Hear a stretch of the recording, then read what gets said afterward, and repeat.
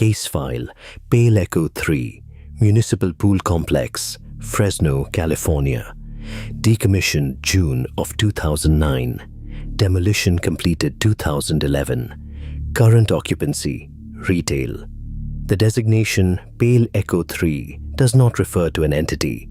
It refers to a woman, age unconfirmed, observed by maintenance staff entering the fenced perimeter of the pool complex on 11 separate occasions during an 11-week window prior to city closure. No camera ever recorded her. Her presence exists only in the handwritten shift logs of a private security contractor, a man who noted her entries with the flat disinterest of someone paid to watch a fence, not a person. He described her the same way each time.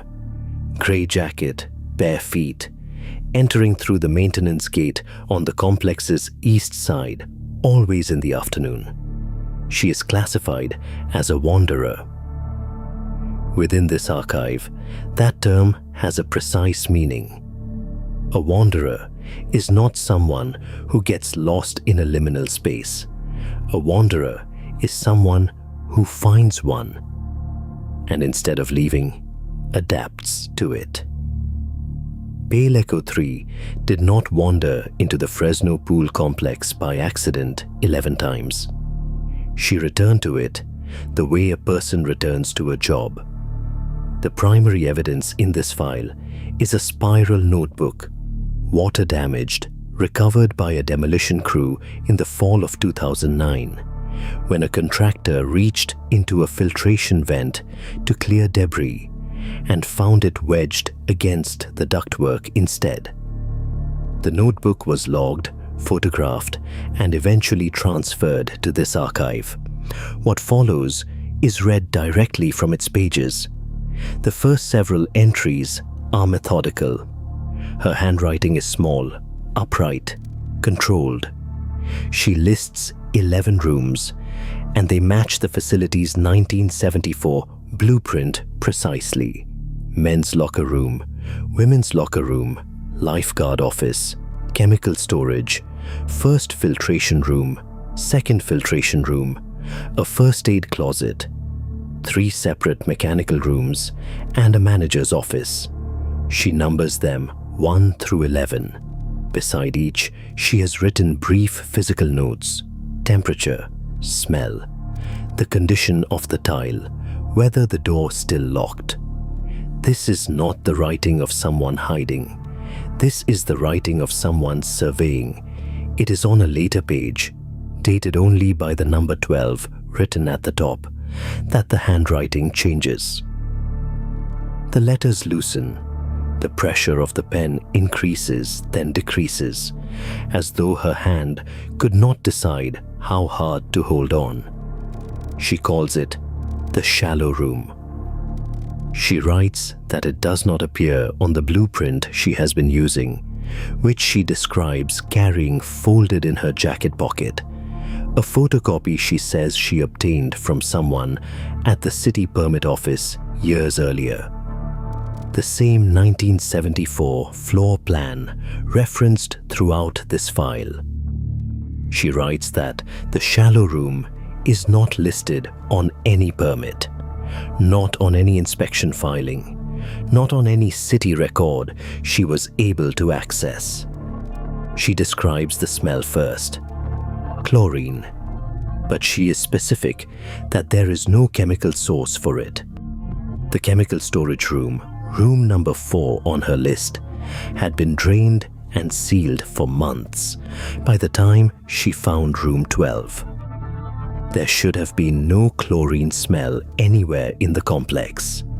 She writes that the smell was strongest in the shallow room and grew fainter the farther she walked from it, the way a smell behaves near its source, except there was no source to find. She describes the water next. 8 inches, she estimates, standing on the floor. She writes, and this is transcribed exactly. It does not move the way water is supposed to move. I put my hand in it and pulled a wave that should have traveled to the wall and come back. It did not come back. It just stopped. She underlines the word stopped twice.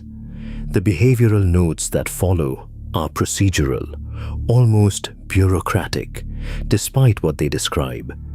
She records that the shallow room is reachable only through the second filtration room, room number 6 on her original list, through what she calls a service door she had assumed on her first several visits was a maintenance closet too small to enter.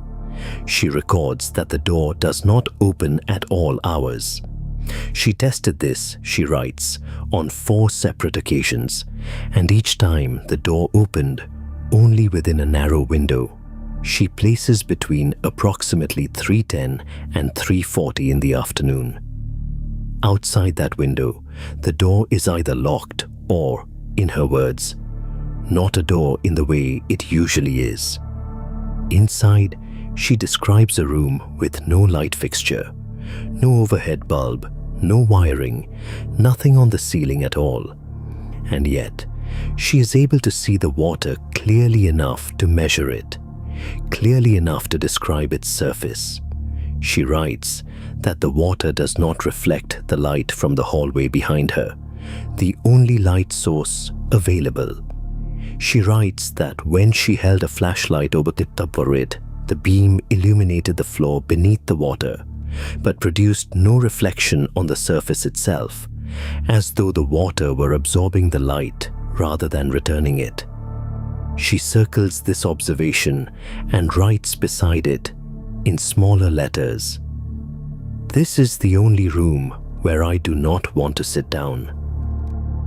The notebook ends without a final entry. There is no note of departure, no indication she intended to stop.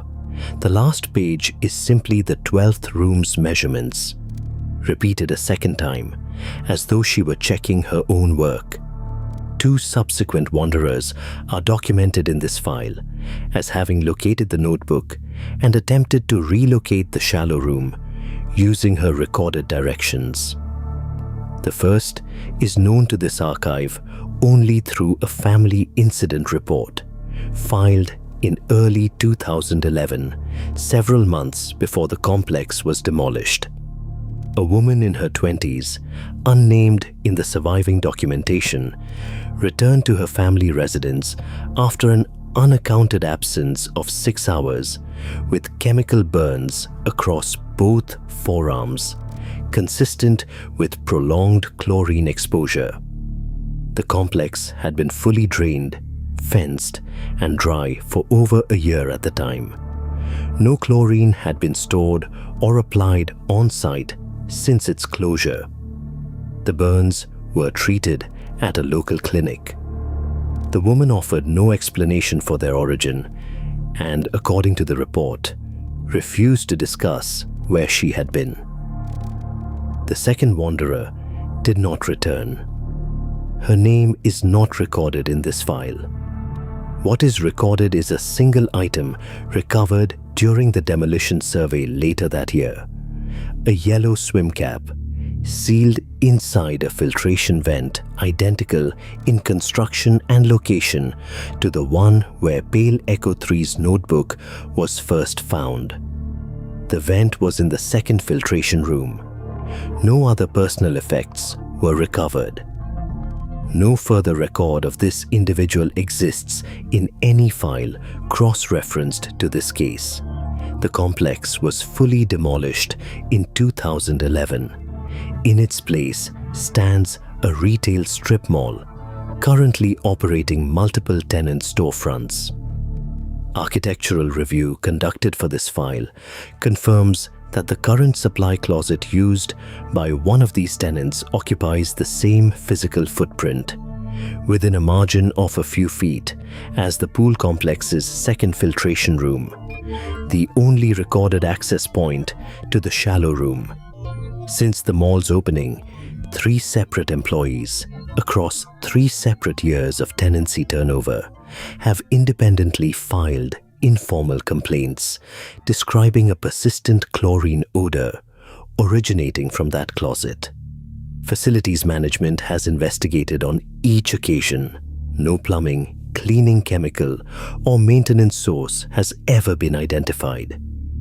Each investigation was closed as unresolved. Before this file concludes, it should be noted that individuals researching liminal case designations, such as this one, often ask what practical measures exist for documenting sites before access is lost, before demolition, before renovation, before a location like this one is sealed under drywall and inventory shelving. This archive recommends the compact recording equipment reviewed and linked in the description below, the same class of device used by several field contributors to preserve site conditions ahead of structural loss. It is inexpensive, discreet, and, unlike a spiral notebook left in a vent, unlikely to sit undiscovered for 2 years. The final entry in this file is dated 2023. It is a maintenance log, 3 lines long, filed by the strip mall's facilities contractor. It states that the supply closet, which had not been opened by any employee in over 6 months due to a change in inventory procedure, was unlocked for a scheduled equipment check. Inside, on the floor near the back wall, a single yellow swim cap was found. It was wet. No further entries have been filed under this case designation.